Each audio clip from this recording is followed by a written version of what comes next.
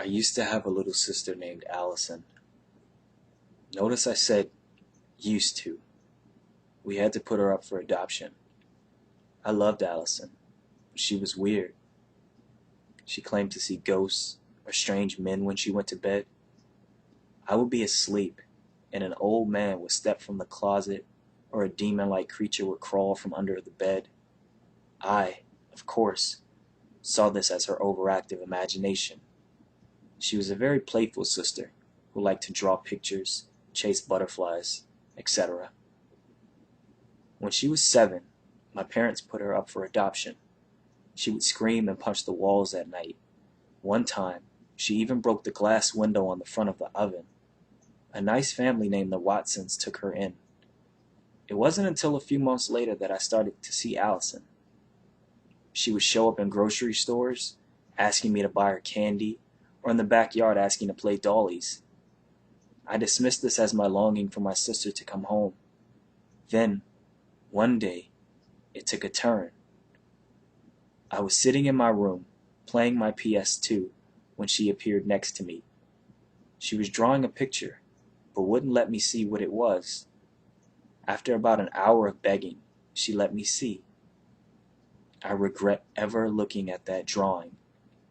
I saw a very detailed picture of myself dangling over a pit of flames. A noose could be seen in the background near my body. All the monsters and demons that Allison had claimed to have seen surrounded me. At the top of the page, written in scrambled letters, was the most frightening 5 words I have ever seen. It read, "You should have believed me."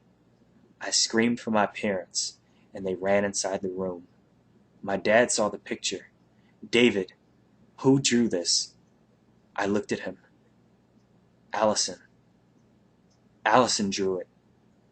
That night, my parents told me the truth about Allison.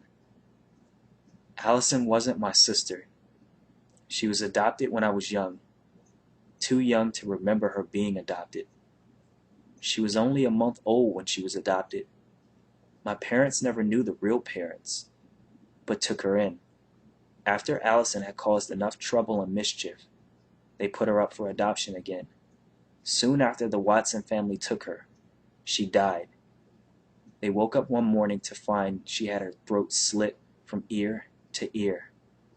Next to her was a note saying, "I want to be with my brother." Soon after I started seeing Allison again. I now know that the monsters she saw were real, and they killed her.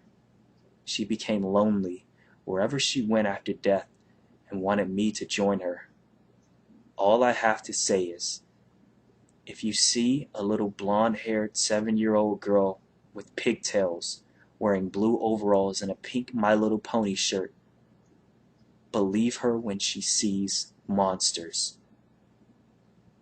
They just might be real.